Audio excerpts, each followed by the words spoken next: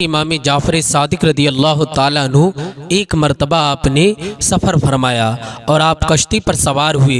चूँकि समंदर के पार आपको जाना था, लेकिन जो कश्ती वाला था वो दहरिया था, वो अल्लाह रब्बुल इज़्ज़त को नहीं मानता था, अल्लाह की रुबूबियत का इनकार करता था और कहता है ये पूरी कायनात का सिस्टम जो है वो खुद ब खुद चल रहा है, इसे चलाने वाली कोई ज़ात नहीं है, और वो अल्लाह रब्बुल इज़्ज़त का इनकार किया करता था। हज़रत इमाम जाफ़र सादिक रदी अल्लाह ताला अन्हु उसमें बैठ जाते हैं, आप सफ़र करने लगते हैं तो वो लोगों के दरमियान कहता है, लोगों आप किसी पर भरोसा मत करें, आप अपनी ज़ात पर भरोसा करें। कोई चीज़ ऐसी नहीं है जो आपको मुसीबत से निकाल सकती है, आपकी परेशानी दूर कर सकती है, आपको बीमारी से शिफा दे सकती है। वो लोगों को बरगला रहा था और लोगों के दरमियान कुफ्र पैदा कर रहा था। हज़रत इमाम जाफ़र सादिक ने उस दहरिया की सारी बात सुनी है कि ये अल्लाह पाक का इनकारी है, ये रब को ही नहीं मानता है और कोई बात तो ये मान ही नहीं सकता है। लेकिन हज़रत इमाम जाफ़र सादिक को अल्लाह पाक ने वो अक़ल अता फरमाई थी, चूँकि आप हुसैन के शहज़ादे हैं और जो हुसैन का शहज़ादा होता है उसके दिमाग का आलम ही क्या होगा। हज़रत इमाम जाफ़र सादिक उसके पास जाते हैं और कहते हैं, भाई एक बात तो बता, तू अल्लाह पाक का इनकारी क्यों है। उसने कहा कि मैं नहीं मानता हूँ, ये निज़ाम खुद ब खुद चल रहा है, सूरज अपने वक्त पे खुद निकल रहा, अपने वक्त पे खुद डूब रहा है, बारिश अपने वक्त पर होती है, सर्दी अपने वक्त पर आती है, गर्मी अपने वक्त पर आती है, इस निज़ाम को चलाने वाला कोई नहीं है, ये खुद ब खुद चल रहा है। अल्लाहु अकबर। जब हज़रत इमाम जाफ़र सादिक ने इतना सुना तो आपने इरशाद फरमाया, एक बात तो बता, तू कश्ती चलाने वाला है, तू मल्लाह है, लेकिन तू समंदर में हर वक्त रहता है, कभी तुझे ऐसा साबका पड़ा तेरी कश्ती वीरान हो गई हो, बर्बाद हो गई हो, अचानक तूफान ने घेर लिया हो और पानी तेरी कश्ती में आ गया हो और लोग भी हलाक होने लगे हो और तू भी हलाक होने की ज़द पर हो।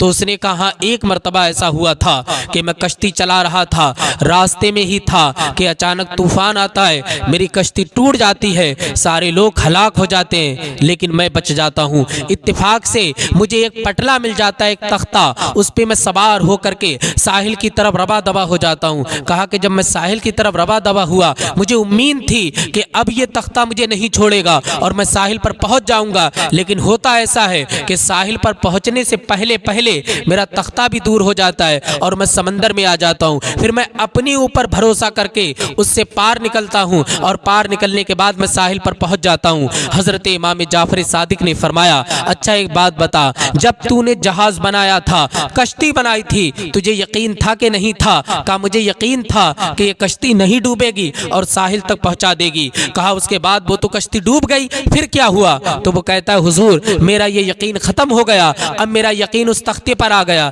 ये तख्ता मुझे साहिल तक पहुंचा देगा। लेकिन जब तख्ता भी टूट गया तो मुझे तख्ते से भी यकीन हो गया। कहा जब तू पानी में था और कोई जाहिरन चीज बचाने वाली तेरे पास नहीं थी, अब इन जिंदगी की उम्मीद थी या नहीं थी? उसने कहा मैं तैरना जानता हूं और मुझे उम्मीद थी कि मैं बच जाऊंगा और साहिल पर पहुंच जाऊंगा। तो हजरत इमाम जाफर सादिक ने इरशाद फरमाया, जब ऐसे समंदर के आलम में जहां कोई मददगार नहीं है, कोई पनाहगाह नहीं है, कोई मदद करने नहीं आ सकता है, तुझे तो पहले जहाज पर भरोसा था, जहाज टूट गया, अब उम्मीद तेरी खत्म होने वाली थी, लेकिन अचानक तेरी उम्मीद जो थी वो तख्ते पर थी, मगर तख्ता भी टूट गया, अब तेरी उम्मीद जो है कोई चिराग नहीं जल रहा उम्मीदों का, सब पर उम्मीद खत्म हो गई, मगर अब तो बता अब किस पर उम्मीद है कि तू बच जाएगा? तो उसने कहा एक दिल में उमंग थी, एक दिल में चाहत थी कि मैं बच जाऊंगा। तो हजरत इमाम जाफर सादिक ने फरमाया, इसी उम्मीद का नाम ही तो अल्लाह रब्बुल इज्जत की जात पे यकीन करना है। ये जो तेरे अंदर से आवाज हो रही थी कि कोई बचाएगा, यकीनन वो यकीन तेरा अल्लाह रब्बुल इज्जत की जात पर था, अगरचे तू माने या ना माने, लेकिन यकीन तेरा अल्लाह की जात पर था, इसलिए कि जाहिरन कोई चीज तेरे सामने नहीं थी। जब उसने इतना सुना, वो बोला ये बात तो मेरे जहन में आ रही है कि कोई मेरी पनाहगाह नहीं थी, लेकिन तब भी मुझे उम्मीद थी यकीनन वो बचाने वाली जात अल्लाह की है और वो अपने दहरियापन से तौबा करता है और हजरत इमाम जाफर सादिक के हाथ पर कलमा पढ़ करके दाखिल इस्लाम हो जाता है। तो ये शान होती है अल्लाह वालों की कि वो अल्लाह ही का इनकारी था, लेकिन जब हज़रत इमाम जाफ़र सादिक की सोहबत उसे थोड़ी देर मिली है तो वो कलमा पढ़ कर के दाखिल इस्लाम हो गया और पूरी ज़िंदगी अल्लाह रब्बुल इज़्ज़त की तस्बीह बयान करता रहा, नमाजें पढ़ता रहा और वो अपने कुफ्र से बाज आ गया। क्यों? चूँकि उसका यकीन अल्लाह रब्बुल इज़्ज़त की ज़ात पर हो गया कि समंदर की लहरों में भी बचाने वाली अगर कोई ज़ात है वो अल्लाह पाक की ज़ात है, अगर आग के शोलों में बचाने वाली कोई ज़ात है वो अल्लाह पाक की ज़ात है। तो जो अल्लाह रब्बुल इज़्ज़त पर यकीन रखता है अल्लाह पाक समंदर में भी रास्ता बना देता है, तूफ़ानों से उसे निकाल लेता है, ज़लज़लों में भी उसे बरकरार रखता है।